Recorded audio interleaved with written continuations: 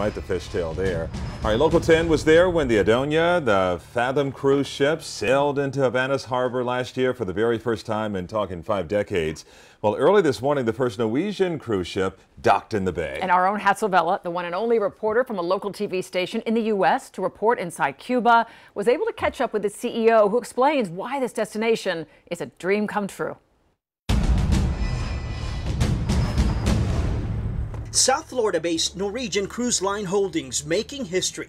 One of its brands, Oceania, by way of the ship, the Marina, made its way into Havana's harbor for the first time. It is a 14-day cruise that left Miami and, in addition to Havana, will be stopping in Mexico, Colombia, Belize, and the Cayman Islands. Local 10 sat down with Frank Del Rio, CEO at Norwegian, to talk about what this means for him and his company. You know, I've lived the American dream to the full extent.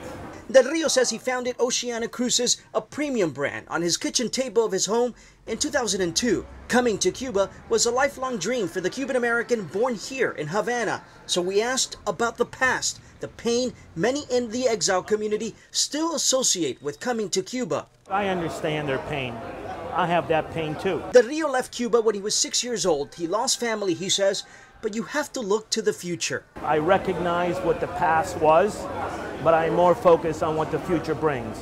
And I think that there's a bright future for Cuba once again, and as a Cuban born, I want to be part of that renaissance, if you will. Norwegian is the third American cruise ship company to arrive in Cuba. Miami-based Carnival was the first. Local 10 was on board for that historic trip that made 3 stops on the island. Cuba is a very good destination for cruise operation because we have many historical cities, good harbors, good ports, we have good guides. In 2016, Cuban authorities say that more than 88,000 passengers came by way of a cruise ship. They're expecting that number to double. We found passengers of all backgrounds, some here for the first time, like Canadian Bob Martin. Well, I hope the relationship between Cuba and America really changes, and I think both countries are going to benefit a great deal from that. Between all 3 brands, Norwegian will be coming to Havana 41 times this year. I'm Hatzavella, Local 10 News, Havana.